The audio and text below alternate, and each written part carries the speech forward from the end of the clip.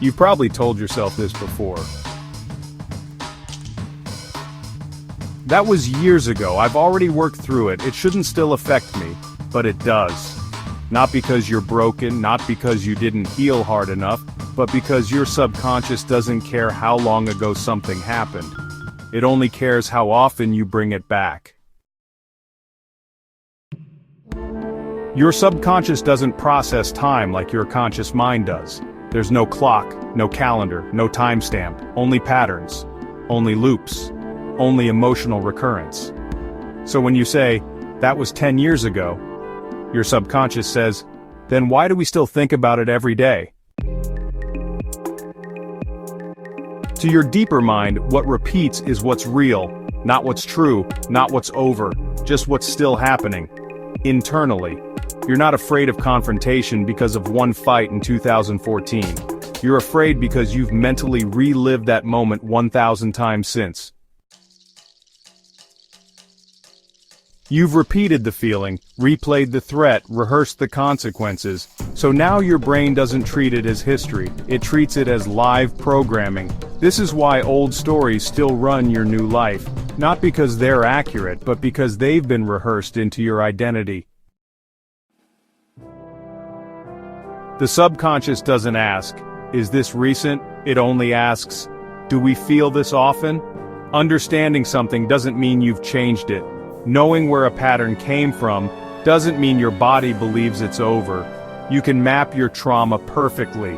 You can explain your avoidance, your freeze response, your emotional loops. But the subconscious doesn't update based on explanation. It updates based on experience.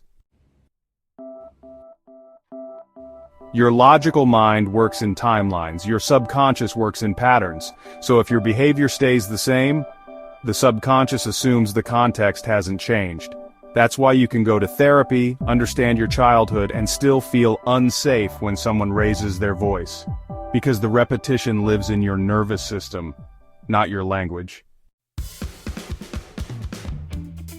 Here's where most self-help stops.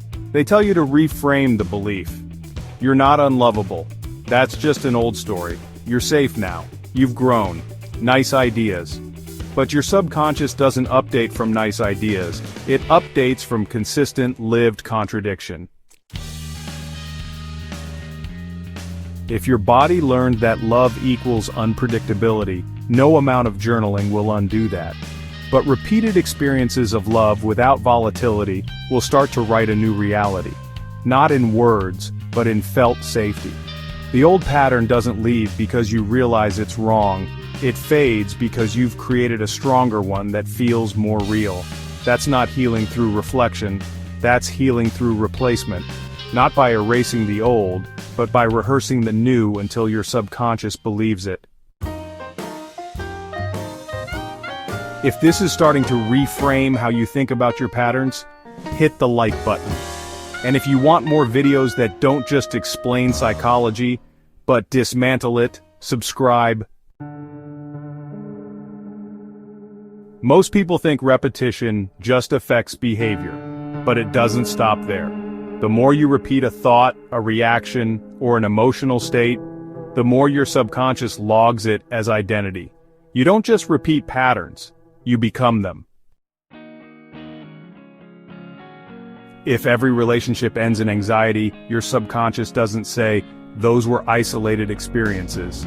It says clearly, "I'm not safe in closeness, clearly I'm too much, or not enough, or both." It builds a framework, a personal logic, and once it's in place, everything gets filtered through it.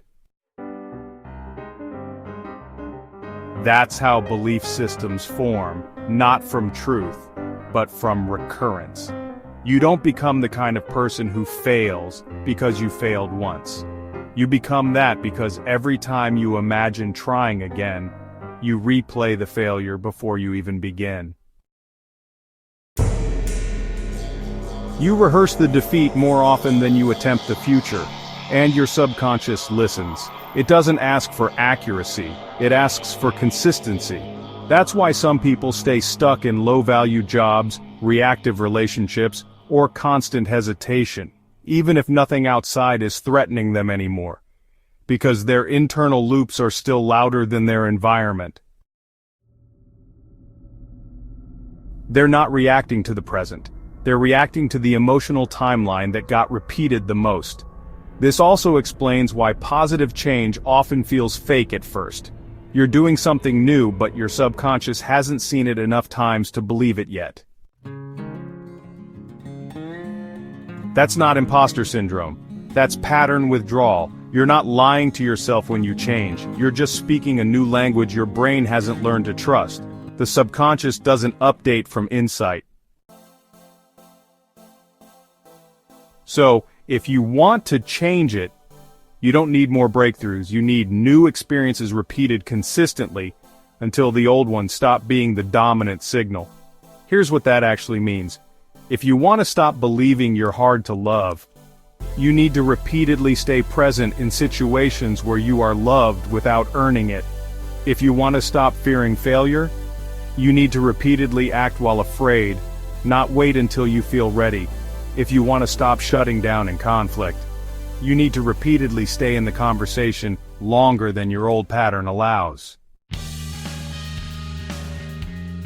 Not once, not perfectly, just enough times for your subconscious to stop coding the old loop as the safest one. You don't convince yourself of something new. You give your brain proof through action, emotion, and exposure, until it can't deny the new pattern anymore. But here's the twist. You don't have to feel different to start acting differently.